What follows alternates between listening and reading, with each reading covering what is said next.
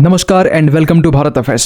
बांग्लादेश में 5 अगस्त की तरह एक बार फिर से एक प्रोटेस्ट देखा गया। इस प्रोटेस्ट में यहाँ पर शेख हसीना के जो पिता शेख मुजीबुर रहमान इनके घर को टारगेट किया गया, जहां पर रिसेंटली ऐसी तस्वीरें बाहर निकल के आ रही कि यहाँ पर जो शेख मुजीबुर रहमान के जो घर है, यहाँ पर जो प्रोटेस्टर्स हैं ये यहाँ पर ऊपर भी दिखाई दे रहे हैं। इसके ऊपर भी आप यहाँ देख सकते हैं। इवन कुछ तस्वीरें ऐसी भी हैं जहां पर आप देख पाएंगे कि जो रेजिडेंस है यहाँ पर ऊपर के एरियाज में आग लगा दी गई है। इसके बाद भी यहाँ पर अगर डैमेज कम देखा गया तो यहाँ पर जो प्रोटेस्टर्स है ये बुलडोजर लेके आते हैं और इनके घर को ना कंप्लीटली यहाँ डिस्ट्रॉय कर दिया जाता है। कुछ ऐसे विजुअल्स भी हैं जो कहीं न कहीं आपने सोशल मीडिया में देखा भी होगा। और उसके बाद में हेडलाइन बनती है Mujibur Rahman Dhaka house vandalise set on fire by mob in Bangladesh. और कुछ ऐसी तस्वीरें ना आज से कुछ महीने पहले पिछले साल 5 अगस्त के दिन में शेख मुजीबुर रहमान की जो स्टेचू है इनको भी यहाँ बुलडोजर से डिस्ट्रॉय कर दिया गया था। लेकिन एक बार इस लेवल का जो प्रोटेस्ट है अब ये फरवरी में भी देखा गया है। इवन की जो प्रोटेस्टर्स है ना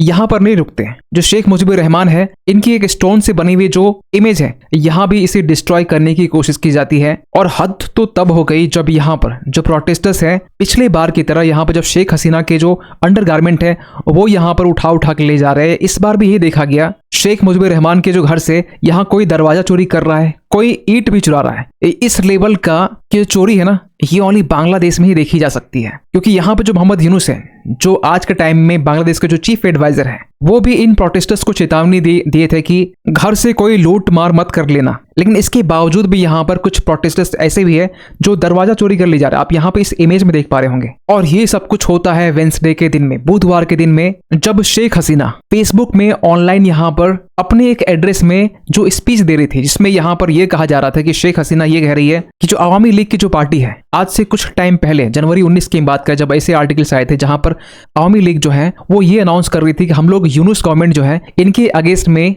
मोबिलाइज होंगे क्योंकि ये इलीगल तरीके से बांग्लादेश को आज के टाइम में रन कर रहे हैं। इवन कि शेख हसीना ने पहली बार अपनी फर्स्ट स्पीच में ये भी कहा, और ये जो स्पीच है ना फेसबुक लाइव इंडिया से किया जा रहा था और इसमें कुछ बातें ये बोली जा रही थी खासकर मोहम्मद यूनुस के बारे में कि जो मोहम्मद यूनुस है वो सेल्फिश है, वो ग्रीडी मैन है। क्योंकि जिस तरीके से बांग्लादेश में बिना कोई इलेक्शन के मोहम्मद यूनुस यहाँ पर सरकार चला रहे हैं ये एक्चुअल में अनडेमोक्रेटिक है। और ये मुमकिन कब हो पाया? ये मुमकिन हुआ है एंटी डिस्क्रिमिनेशन स्टूडेंट मूवमेंट के द्वारा, जिनके प्रोटेस्ट के कारण यहाँ पर जो मोहम्मद यूनुस है ये आज के टाइम में वहां की रेजिम को चला रहे हैं। और जब शेख हसीना सोशल मीडिया में जब ये अपनी स्पीच दे रही थी उसी दौरान यहाँ पर बांग्लादेश में बुलडोजर प्रोसेसन यहाँ पर स्टार्ट होता है और उसके बाद में पूरी तस्वीरें सामने निकल के आती है। लेकिन इसके बाद में ना जब यहाँ पर मोहम्मद यूनुस के जो प्रोटेस्टर्स हैं शेख मुजीबुर रहमान के जो रेजिडेंस है इन्हें डिस्ट्रॉय करने के बाद में शेख हसीना एक बार फिर से यहाँ पर बोलती है कि जो मोहम्मद यूनुस है वो ये प्लान कर रहे हैं कि शेख हसीना को किसी तरीके से यहाँ पर न्यूट्रलाइज कर दिया जाए। इसके बाद इन्होंने ये भी कहा कि they are yet to have the strength of to destroy the national flag. इन्होंने यहाँ पर रेजिडेंस को तो डिस्ट्रॉय कर दिया जो प्रोटेस्टर्स हैं, लेकिन नेशनल फ्लैग को डिस्ट्रॉय करना, बांग्लादेश को संविधान को डिस्ट्रॉय करना, बांग्लादेश की जो इंडिपेंडेंस है इसे डिस्ट्रॉय करना ये इम्पॉसिबल है खासकर उन प्रोटेस्टर्स के द्वारा। और शेख हसीना कहीं न कहीं रोते रोते ये भी यहाँ पर बोला गया कि हिस्ट्री टेक्स इट्स रिवेंज, जो इतिहास है वो बदला जरूर लेगा। और ऐसा इसलिए बोला गया क्योंकि यहाँ पर ना 1971 से पहले का आप हालात देखिए जहां पर पाकिस्तान वेस्ट पाकिस्तान और ईस्ट पाकिस्तान में बटा हुआ था। आज के टाइम में जो बांग्लादेश बना है ना वो 1971 के वॉर के बाद में, लिबरेशन ऑफ वॉर जो बांग्लादेश है इसके बाद में ये बना है और इसमें इंडिया का एक इंपॉर्टेंट रोल रहा है। और बांग्लादेश से उस वक्त शेख मुजीबुर रहमान जिनके रेजिडेंस को डिस्ट्रॉय किया गया ये एक इंपॉर्टेंट रोल प्ले किए थे। इन्हें यहाँ पर फादर ऑफ बांग्लादेश भी कहते हैं। और जब बांग्लादेश को आजादी मिलती 1971 के बाद में टाइम आता है 1975 का, जब कुछ जो प्रोटेस्टर्स हैं यही हाउस है जहां पर शेख मुजीबुर रहमान के साथ में ऐसे 15 लोग को यहाँ पर असैसिनेट किया जाता है प्रोटेस्टर्स के तरफ से। लेकिन शेख हसीना जिनकी लक अच्छी थी ये उस टाइम में अपनी सिस्टर के साथ में जर्मनी में थी और उन्हें कुछ टाइम तक इंडिया में रहना पड़ा था। एक वो दौर था, एक आज का दौर है जो आज के टाइम में भी शेख हसीना इंडिया में है। लेकिन इतिहास बदलता है क्योंकि यहाँ पर एक लंबे टाइम के बाद में 1996 का वो टाइम आता है जब शेख हसीना फिर से यहाँ पर बांग्लादेश के पॉलिटिक्स में जाती है, एंटर होती है, यहाँ पर प्राइम मिनिस्टर बनती है और लंबे टाइम तक प्राइम मिनिस्टर बांग्लादेश की बनी रहती है। तो यहाँ पर यह भी हो सकता है कि जो चीजें आज के टाइम में बांग्लादेश में देखी जा रही है, ऐसा नहीं कि वो एक आगे आने वाले टाइम में हमेशा के लिए रहने वाला है। शेख हसीना यहाँ पर, या शेख हसीना के जो बेटे हैं, जो आवामी लीग पार्टी को यहाँ पर आगे ले जाने वाले, कहीं न कहीं फिर से बांग्लादेश में एंट्री होगी और यहाँ बांग्लादेश को फिर से एक इलेक्टेड गवर्नमेंट की तरफ से रन किया जाएगा। लेकिन जो बुलडोजर प्रोसेसन हुआ है बांग्लादेश में, इसको लेकर ना जो बीएनपी पार्टी है, बांग्लादेश नेशनल पार्टी है, जो खालिदा जिया की जो पार्टी है, ये भी यहाँ पे एक इमरजेंसी मीटिंग बुलाती है। खासकर इसके पीछे और भी पर्पस होता है, क्योंकि यहाँ पर ये कहना है इनका कि यहाँ पर जो बांग्लादेश है, जो मोहम्मद यूनुस यहाँ की जो सरकार चला रहे हैं, ये बांग्लादेश में इलेक्शन नहीं होने देना चाहते हैं। क्योंकि इसके पीछे रीजन ये है कि खालिदा जिया यहाँ पर चाहती है कि यहाँ पर आवामी लीग पार्टी के जाने के बाद में एक सबसे बड़ी जो पार्टी है वो बीएनपी पार्टी है, और ये डिमांड कर रहे हैं कि इस साल ही जुलाई अगस्त के टाइम में इलेक्शन करवा दो, ये डिमांड कर रहे हैं। लेकिन मोहम्मद यूनुस ये कह रहे हैं कि इस साल के 2025 के लास्ट मंथ में या फिर जनवरी 2026 तक में इलेक्शन कंडक्ट की जाएंगी। इसको लेकर ना बीएनपी पार्टी और मोहम्मद यूनुस की जो गवर्नमेंट है, दोनों के बीच में एक कॉन्फ्लिक्ट देखने को मिल सकता है। खैर,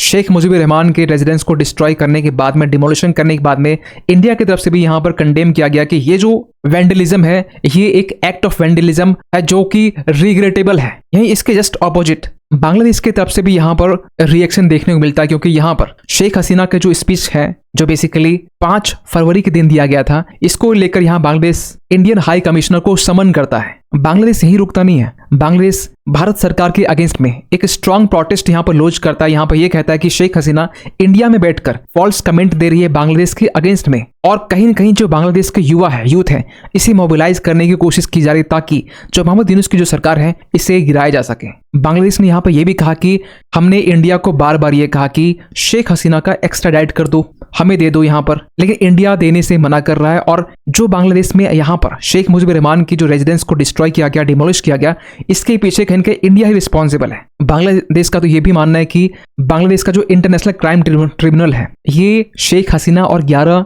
लोगों के खिलाफ में यहाँ पर एक अरेस्ट वारंट भी जारी कर दिया है कि इनके ऊपर चार्जेस है कि एक्स्ट्रा जुडिशियल ये किलिंग में इन्वॉल्व है। यानी यहाँ पर जो आवामी लीग की जो पार्टी है, इसे यहाँ पर बैन कर दिया गया है बांग्लादेश में इलेक्शन फाइट करने के लिए। यही नहीं, आज के टाइम में ना बांग्लादेश को देखे तो शेख हसीना को कहीं न कहीं इंडिया से वापस बांग्लादेश लाने के लिए हर एक संभव बांग्लादेश कोशिश कर रहा है, लेकिन इंडिया कहीं न कहीं इस मुद्दे पर बांग्लादेश से कोई भी बात नहीं कर रहा है। जबकि बांग्लादेश कहीं न कहीं और भी ज्यादा प्रेशर क्रिएट करने के लिए आवामी लीग के जितने भी लीडर्स हैं, उनके फैमिली पर्सन, उनकी रिलेटिव्स को कहीं न कहीं हरास कर रहा है, डिटेन कर रहा है। क्योंकि रिसेंटली यहाँ पे ये देखा गया कि जो मेहर अफरोज शाओन है, जो कि एक एक्ट्रेस और डायरेक्टर, एक डांसर भी है, और ये एक आवामी लीग की जो नेता है, उन्हीं की वाइफ है, इन्हें भी यहाँ पर रिसेंटली डिटेन किया गया। ये कब की बात है? ये बात है 7 फरवरी की हम बात कर रहे हैं, जब ये वायलेंस यहाँ पर होता है उसके जस्ट बाद में। और बांग्लादेश में जो कुछ आज के टाइम में हो रहा है, इसका फायदा कहीं न कहीं चाइना उठाता है, क्योंकि चाइना को ये मालूम है, चाइना बेसिकली अपने आप में ये कहता है कि हम नॉन इंटरफेरेंस की पॉलिसी अपनाते हैं।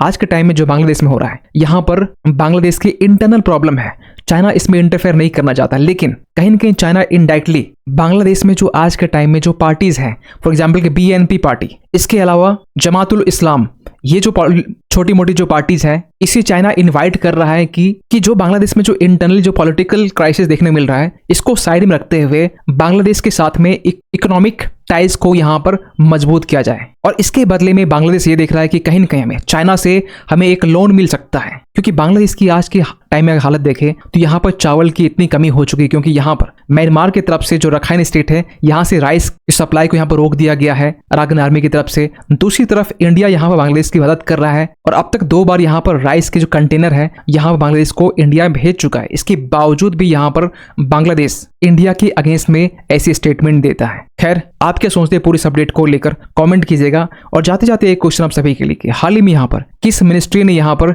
National youth parliament scheme 2.0 launch किया है? आपके सामने ऑप्शन है ministry of parliament affairs, ministry of home affairs, ministry of corporation या फिर मिनिस्ट्री ऑफ डिफेंस। सही आंसर कीजिए कमेंट सेक्शन पे। मिलते किसी अगले वीडियो में, तब तक के लिए थैंक यू सो मच।